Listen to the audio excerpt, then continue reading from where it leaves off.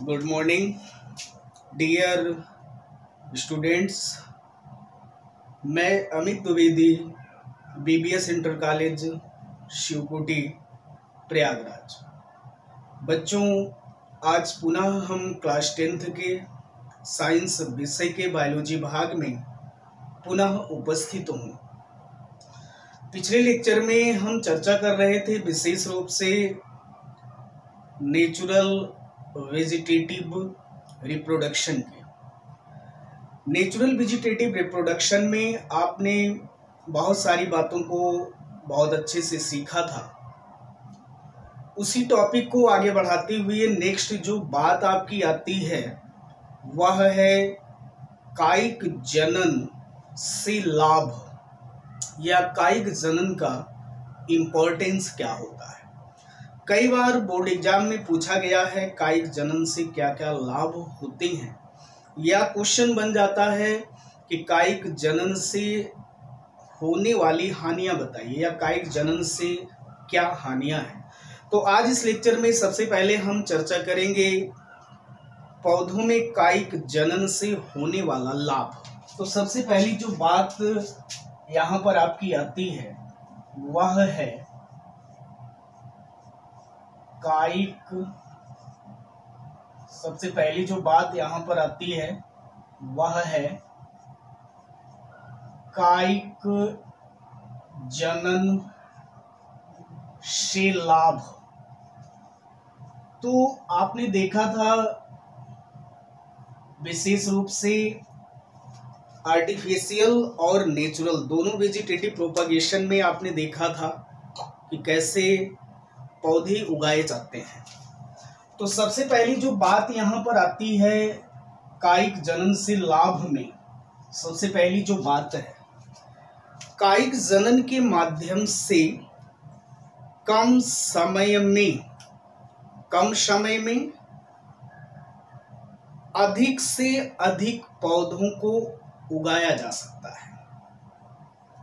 कायिक जनन से कम समय में अधिक से अधिक पौधों को उगाया जा सकता है। दूसरी जो इसके लाभ की बात आती है, पहला तो कम समय में अधिक से अधिक पौधों को आप उगा सकते हैं। दूसरी जो बात यहाँ पर आती है कायिक जनन से उत्पन्न होने वाले जो पौधे होते हैं, कायिक जनन, क्योंकि कायिक जनन जो होता है वो पौधे के शारीरिक भाग से होता है। तो कायिक जनन से उत्पन्न होने वाले जो पौधे होते हैं वे मातृ पौधे के समान होते हैं। कहने का मतलब अपने पूर्वजों के समान होते हैं, उसमें नई जातियों की उत्पत्ति या नए पौधे नहीं बनते हैं। तो कायिक प्रवर्धन या कायिक प्रजनन से उत्पन्न होने वाले जो पौधे होते हैं ये मातृ पौधे के समान होते हैं। तीसरी जो इसकी इंपॉर्टेंस की बात आती है, तीसरा जो कायिक प्रवर्धन या कायिक प्रजनन का जो लाभ है, विशेष रूप से जो जंगली या बेकार जो पौधे हैं, जंगली बेकार या जो दुर्लभ पौधे हैं, उन्हें विशेष रूप से कायिक प्रवर्धन या कायिक प्रजनन के द्वारा उगाया जा सकता है। जो जंगली या बेकार जो पौधे हैं उनको आप कायिक प्रवर्धन के माध्यम से उगा सकते हैं। चौथी जो सबसे इम्पोर्टेंट जो बात यहाँ पर आती है कायिक प्रजनन के लाभ में, वह है कि कायिक प्रजनन के द्वारा हम बीज रहित पौधे का निर्माण कर सकते हैं। ऐसे पौधे का विकास हम कर सकते हैं जिसमें बीज वगैरह नहीं बनता है, जैसे विशेष रूप से केला है। ठीक है, तो कायिक प्रवर्धन या कायिक प्रजनन के माध्यम से हम बीज रहित पौधे का निर्माण कर सकते हैं। ठीक है, तो ये तो हुई बेटा आपकी जो बात विशेष रूप से कायिक जनन से लाभ।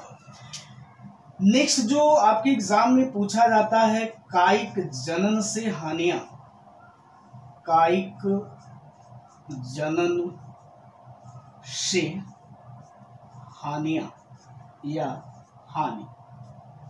तो कायिक जनन से हानियों में कायिक जनन से क्या हानियां होती हैं पौधे में?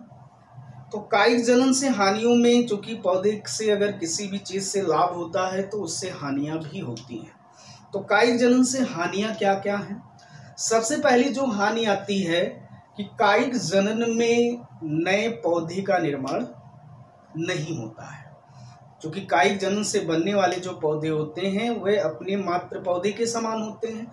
तो कहने का मतलब क्या है कि कायिक जनन से उत्पन्न होने वाले पौधे, ठीक है, विभिन्न प्रकार के नहीं हो सकते, वो अपने पूर्वज के समान होते हैं। यानी कहने का मतलब कि कायिक जनन से उत्पन्न होने वाले पौधे, ठीक है, से नई जातियों का विकास नहीं होता, यानी नए पौधे की जो जातियां हैं उनका विकास कायिक प्रजनन के द्वारा आप नहीं कर सकते हैं। तो दूसरी जो हानियां आती हैं विशेष रूप से कायिक प्रवर्धन में, वह यह है कि कायिक प्रवर्धन से उत्पन्न होने वाले पौधों की जो जनन क्षमता होती है, कायिक जनन से उत्पन्न होने वाले पौधे की जो जनन क्षमता होती है वह धीरे धीरे क्षीण हो जाती है, या जनन क्षमता क्या होती है, कम हो जाती है। तो ये तो बात हुई बेटा विशेष रूप से पौधे में अलैंगिक प्रजनन की, जिसमें आपने बहुत सारी बातों को सीखा, ठीक है, और उसी में आपका था कायिक जनन, और उस कायिक जनन के आपने प्रकार पढ़े, कायिक जनन से आपने लाभ पढ़ा, और कायिक जनन से आपने क्या पढ़ी, हानियां पढ़ी। इन सभी बिंदुओं को ध्यान में रखकर नेक्स्ट जो आपकी बात आती है, एक तो आपने पहला अपने अलैंगिक प्रजनन पढ़ा पौधों में, दूसरी जो बात आपकी आती है पौधों में लैंगिक प्रजनन। नेक्स्ट जो आपकी बात आती है सेक्सुअल रिप्रोडक्शन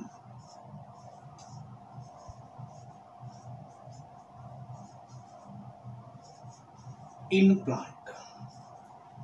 अभी तक आपने अलैंगिक प्रजनन पढ़ा था।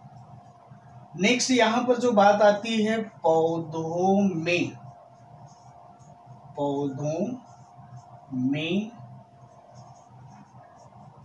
लैंगिक प्रजनन। तो पौधों में लैंगिक प्रजनन कैसे होता है, क्योंकि आपको बताया गया था कि चाहे पौधा हो या जंतु हो, दोनों में प्रजनन की जो प्रक्रिया होती है वो दो प्रकार से होती है। एक आपका एसेक्सुअल रिप्रोडक्शन था, अलैंगिक प्रजनन, और दूसरा सेक्सुअल रिप्रोडक्शन, जिसे आप कहते हैं लैंगिक प्रजनन, जिसे आप क्या कहते हैं, लैंगिक प्रजनन। तो पौधों में लैंगिक प्रजनन कैसे होता है, किस प्रकार से होता है, इस टॉपिक में आपका इस टॉपिक में आपको ये सारी बातें सीखने को मिलेंगी कि कैसे पौधों में लैंगिक प्रजनन की क्रिया होती है। सामान्यतः पौधों में अर्धसूत्री कोशिका विभाजन होता है। ध्यान दीजिएगा बेटा, पौधों में अर्धसूत्री कोशिका विभाजन होता है, और इसी अर्धसूत्री कोशिका विभाजन से पौधों में युग्मक बनते हैं। तो पौधों में लैंगिक प्रजनन की प्रक्रिया में क्या होता है, पौधे की सेल में अर्धसूत्री कोशिका विभाजन होता है, और इस अर्धसूत्री कोशिका विभाजन से आपके युग्मक बनते हैं, गैमेट्स बनते हैं। इसके विभाजन से क्या बनते हैं, युग्मक बनते हैं। और युग्मक जो होते हैं ये विशेष रूप से दो प्रकार के होते हैं। एक तो आपका होता है नर युग्मक, और दूसरा होता है मादा युग्मक। और आपको स्टार्टिंग में बताया गया था सेक्सुअल रिप्रोडक्शन में कि प्रजनन की वह प्रक्रिया जिसमें नर और मादा युग्मकों की क्या होती है, आवश्यकता होती है। तो पौधों में लैंगिक प्रजनन कैसे होगा, उसकी सेल में अर्धसूत्री कोशिका विभाजन से युग्मक या गैमेट्स बनते हैं, और ये युग्मक जो होते हैं दो प्रकार के होते हैं, एक तो नर युग्मक और दूसरा विशेष रूप से क्या होता है बेटा, मादा युग्मक होता है।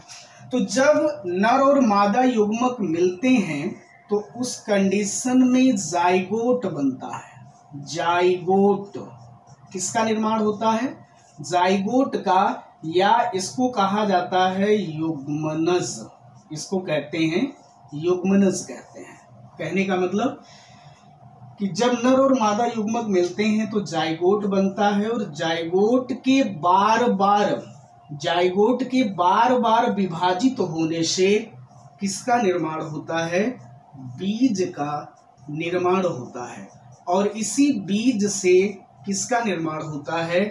पौधे का निर्माण होता है।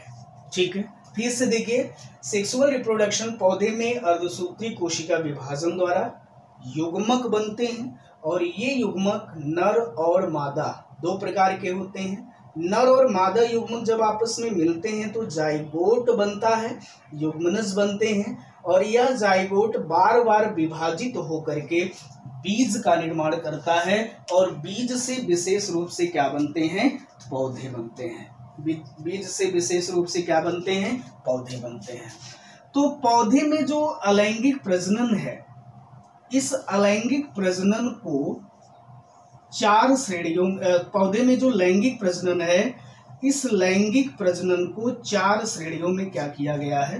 बांटा गया है। तो सबसे पहली जो बात यहाँ पर आती वह है युग्मक जनन। सबसे पहली जो बात आती है वह है युग्मक जनन। दूसरी जो बात यहाँ पर आती है वह है परागण। तीसरी जो बात आती है वह है निषेचन, या जिसे आप फर्टिलाइजेशन कहते हैं। चौथी जो बात यहाँ पर आती है वह है फल तथा बीज का निर्माण। फल तथा बीज का निर्माण। फल तथा बीज का निर्माण। तो पौधे में लैंगिक प्रजनन को 4 श्रेणियों में बांटा गया है। सबसे पहला जो यहाँ पर श्रेणी है वह है युग्मक जनन। युग्मक जनन यानी अर्धसूत्री कोशिका विभाजन द्वारा पौधे में युग्मक का निर्माण होता है। और युग्मक जनन की जो प्रक्रिया होती है वो 2 प्रकार की होती है। सबसे पहली प्रक्रिया होती है नर युग्मक जनन। सबसे पहली प्रक्रिया नर युग्मक जनन, और दूसरी यहाँ पर होती है मादा युग्मक जनन। तो युग्मक जनन की जो प्रक्रिया है 2 प्रकार की, एक नर युग्मक जनन और दूसरा मादा युग्मक जनन होती है। ठीक है, नर युग्मक जनन की जो प्रक्रिया है यह विशेष रूप से पुंकेसर में होती है। पुंकेसर में होती है। ठीक है, पुंकेसर में होती है, जिसमें विशेष रूप से आपके पराग कण बनते हैं। ठीक है, नर युग्मक जनन यानी अर्धसूत्री कोशिका विभाजन द्वारा, ठीक है, पौधे की पुंकेसर में होती है यह क्रिया। अर्धसूत्री कोशिका विभाजन द्वारा पौधे की पुंकेसर में होती है क्रिया, और क्या बनते हैं? विशेष रूप से पराग कण बनते हैं। क्या बनते हैं? पराग कण। तो नर युग्मक जनन यानी जो पराग कण है या जो पुंकेसर है, विशेष रूप से पुंकेसर या जिसको आप पुमंग कहते हैं, यह नर युग्मक होता है। क्या होता है? नर युग्मक। तो विशेष रूप से यहाँ पर क्या आता है? पराग कण। ठीक है, मादा युग्मक जनन यह क्रिया विशेष रूप से कहाँ पर होती है? स्त्री केसर में। स्त्री केसर में होती है यह क्रिया। विशेष रूप से कहाँ पर होती है? स्त्री केसर में होती है। किसमें? स्त्री केसर में होती है, और जिसमें क्या बनते हैं? जिसमें विशेष रूप से अंड का निर्माण होता है। किसका निर्माण होता है? अंड का निर्माण। तो नर युग्मक बनने की प्रक्रिया नर युग्मक जनन, मादा युग्मक बनने की प्रक्रिया मादा युग्मक जनन कहलाती है। तो नर युग्मक जनन की क्रिया पुंकेसरों में होती है, परागकण बनते हैं। मादा युग्मक जनन की क्रिया स्त्री केसर में होती है, अंड का क्या होता है? निर्माण होता है। दूसरी जो बात यहाँ पर आती है वह है परागण। परागण या इसको कहा जाता है पॉलिनेशन। इसको कहते हैं पॉलिनेशन, परागण। तो परागण होता क्या है? कई बार बोर्ड एग्जाम में पूछा गया है परागण किसे कहते हैं। स्वपरागण और परपरागण में अंतर बताइए। तो सबसे पहले यहाँ पर आपको क्लियर होना चाहिए परागण होता क्या है। जैसे नॉर्मली यहाँ पर चित्र बना है, पराग कणों का, क्योंकि पराग कण जो होते हैं वो पराग कोश में बनते हैं। ये जो रचना आपको दिख रही है ये विशेष रूप से पराग कोश कहलाती है, और इसी पराग कोश में नर युग्मक पराग कण बनते हैं। क्या बनते हैं? नर युग्मक पराग कण बनते हैं। तो पराग कणों का पराग कोशों से निकलकर वर्तिकाग्र पर, कहां पर? वर्तिकाग्र, ये जो रचना है ये वर्तिकाग्र कहलाती है। पुष्प का मादा भाग होता है, पुष्प का मादा भाग होता है। तो कहने का मतलब पराग कणों का पराग कोशों से निकलकर वर्तिकाग्र पर, स्टिग्मा पर पहुंचने की जो प्रक्रिया होती है वह विशेष रूप से आपकी परागण या पॉलिनेशन कहलाती है।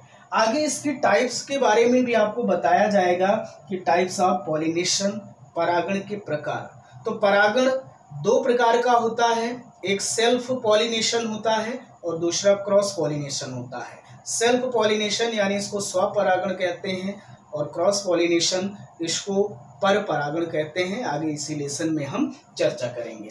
तो फिर से देखिए, पराग कणों का पराग कोशों से निकलकर वर्तिकाग्र पर पहुंचने की जो प्रक्रिया होती है वह विशेष रूप से क्या कहलाती है?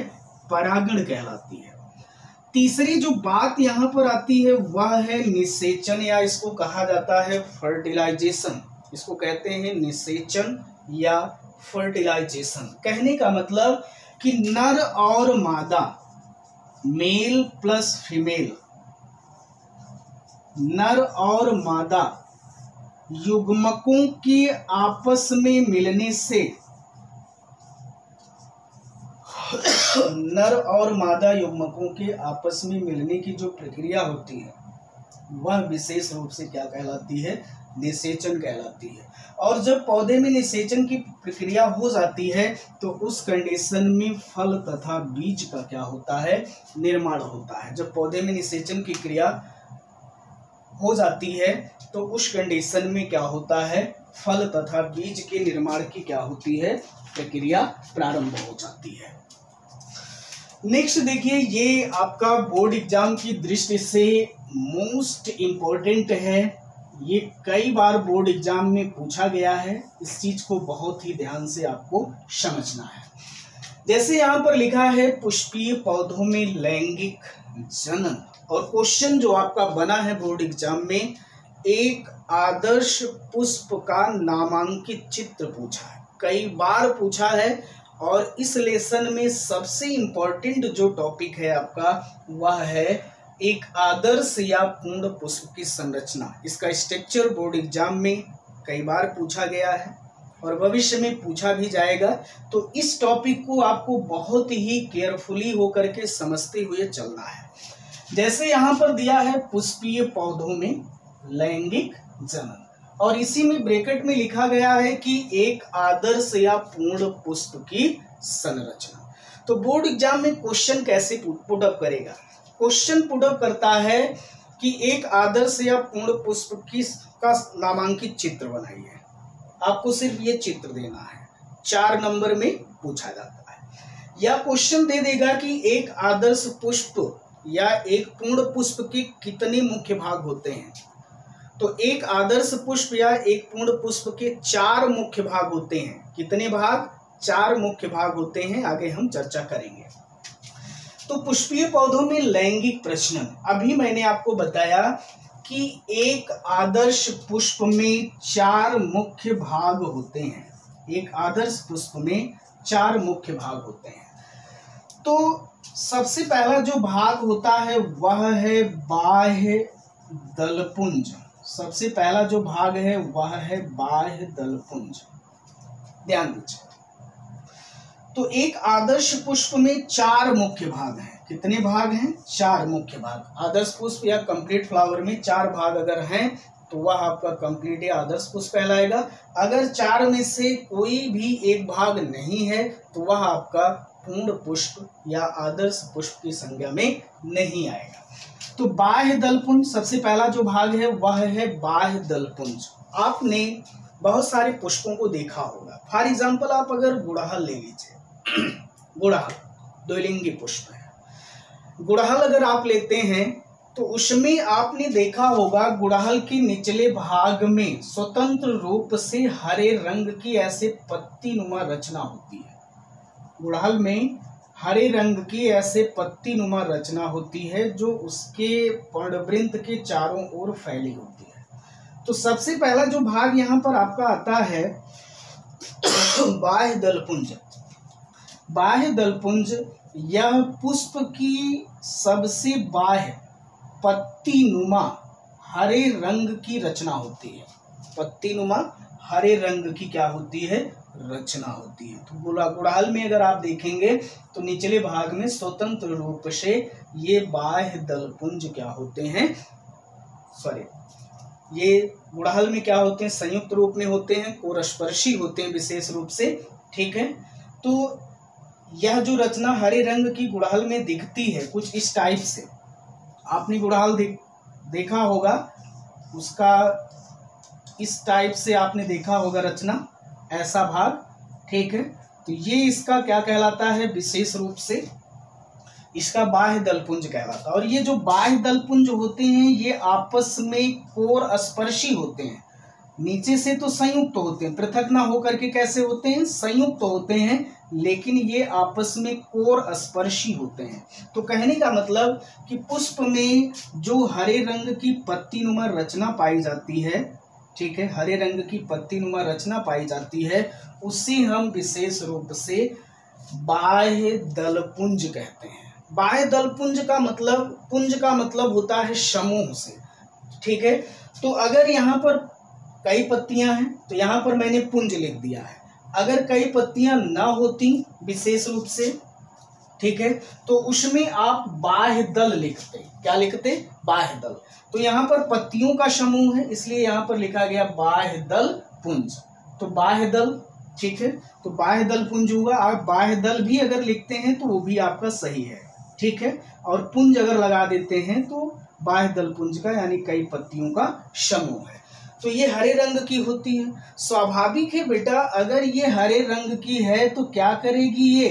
एक तो ये प्रकाश संश्लेषण की क्रिया करके भोजन बनाएगी, एक तो ये प्रकाश संश्लेषण की क्रिया करके भोजन का निर्माण करेगी, और दूसरा जो आपके बाह्य दलपुंज होते हैं ये पुष्प को कली अवस्था में, गुड़हल में अगर आप देखेंगे जैसा अभी मैंने बताया, ये कली अवस्था में, जब पुष्प कली अवस्था में होता है तो उस कंडीशन में ये पुष्प के आंतरिक भाग को सुरक्षा प्रदान करते हैं, या जो दलपुंज होते हैं, कलरफुल जो भाग होते हैं, उनको ये सुरक्षा प्रदान करने का कार्य करते हैं। दो चीजें यहाँ पर इसके फंक्शन में आ गई, प्रकाश संश्लेषण द्वारा भोजन का, और पुष्प की कली अवस्था में यही बाह्य दलपुंज क्या करते हैं? कली अवस्था में पुष्प की सुरक्षा करते हैं। दूसरी जो बात यहाँ पर आती है वह है दलपुंज। आप इसको दल भी लिख सकते हैं, ये बाह्य दल, ये दल, लेकिन पुंज आपने लिख दिया तो कई समूह हैं। तो दलपुंज जो होता है ये पुष्प का कलरफुल भाग होता है। ये जो भाग आपको दिख रहा है, आपने पुष्प में पंखुड़ियां देखी होगी, तो उसी पंखुड़ी को क्या कहा जाता है? विशेष रूप से उसको कहते हैं दलपुंज कहते हैं। पंखुड़ियों का जो समूह होता है, कलरफुल जो भाग होता है, उसको हम कहते हैं दलपुंज कहते हैं। ठीक है, यानी एक को दल कहेंगे और संपूर्ण को क्या कहेंगे? दलपुंज कहते हैं। तो कहने का मतलब कि पुष्प का जो कलरफुल भाग है दलपुंज कहलाता है, और कलरफुल अगर है तो इसी कलरफुल भाग के कारण पुष्प में जो कीट पतंगे होती हैं वो उसकी ओर आकर्षित होती हैं। तो कहने का मतलब जो दलपुंज होता है यह विशेष रूप से कीट पतंगों को अपनी ओर क्या करता है? आकर्षित करता है। कीट पतंगों को अपनी ओर क्या करता है? आकर्षित करता है विशेष रूप से।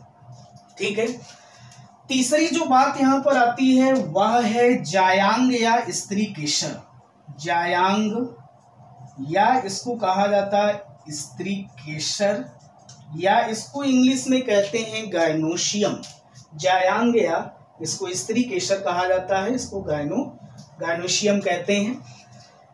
जायांग या स्त्री केसर जो होता है, तीसरा ये पुष्प का भाग है, यानी जायांग या स्त्री केसर ये पुष्प का मादा जननांग होता है, मादा जननांग होता है। याद रखिएगा, कई बार पूछा गया है बोर्ड एग्जाम में।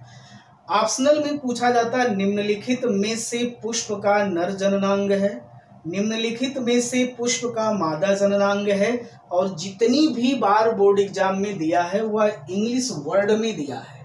तो यहाँ पर याद रखिएगा गायनोशियम, और यहाँ पर याद रखिएगा एंड्रेशियम, ठीक है, एंड्रोशियम। तो गायनीशियम ये पुष्प का मादा जननांग होता है, और एंड्रोशियम जो होता है यह पुष्प का नर जननांग होता है। तो विशेष रूप से जायांग या स्त्री केसर ये पुष्प का मादा जननांग होता है।